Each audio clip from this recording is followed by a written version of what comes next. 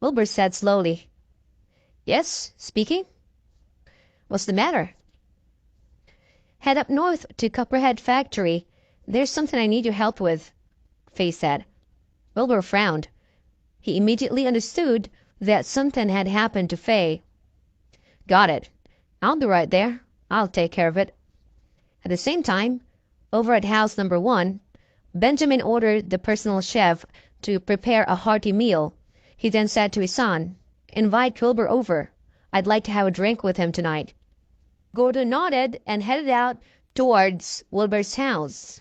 At the factory, Faye hung up the call and let out a deep sigh. She could tell that Wilbur knew something had happened to her. That was because she had never addressed Wilbur by his full name in regular conversations before. Moreover, Wilbur's response was clear that he wanted her to let him handle it. She just hoped that Wilbur understood how dire the situation was and made sufficient preparation instead of coming alone. Just then, Lightning Hank glanced at Stanley. When's the money coming in? Stanley turned to Faye and shouted at her. When are you sending the money over? Faye said in a low voice. As you know, I might be able to move Cape's funds around, but $1 billion isn't a small amount. I'll need another 2 directors to sign their approval along with mine. The earliest will have to be tomorrow morning. Stanley knew that, of course. He just needed Lightning Hank to understand as well. Taking a sip of his beer, Stanley turned to Lightning Hank with a flattering smile. That's what's happening here, big brother. Don't worry. Now that we have her, we'll get the money for sure. Lightning Hank placed a slice of lamb into the sizzling grill with a sneer. You think I'm worried? I run Town. You came looking for me. I don't care who you guys are, but that money is mine one way or another. Otherwise, you're all dead. Yes, of course, Stanley said smilingly. Meanwhile, Faye was getting more and more worried. Although she was a businesswoman, she had also heard of Lightning Hank before.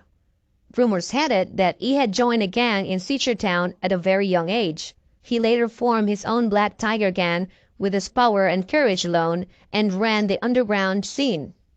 It was said that Lightning Hank had eyes everywhere, from the army to the mafia. No one dared to mess with him. Faye had never imagined that she would end up in his hands. The Cape Consortium was one of the top dogs of Town, but the Black Tiger gang was not to be underestimated either. It was also a force to be reckoned with. Time ticked by slowly. Although Faye maintained a calm expression, she was actually panicking inside. Lightning Hank ate slowly. He was calm and in control of the situation.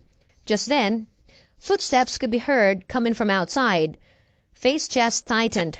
Wilbur was seen being dragged by 2 burly men into the factory. Faye saw that Wilbur was alone and panicked at once. Why did you come here alone?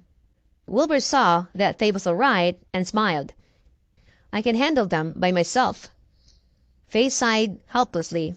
Stanley was definitely going to kill Wilbur for what he had done to him. What should she do now? The sight of Wilbur made Stanley perk up at once. He got up and walked to Wilbur with a murderous expression. Yo, gigolo, Miss Eves fired me because of you. What are you going to do about it? He glanced smugly at the several dozen accomplices behind him as he spoke. Wilbur said slowly, Let Faye go before you screw up further. I'll let this slide if you guys apologize to her.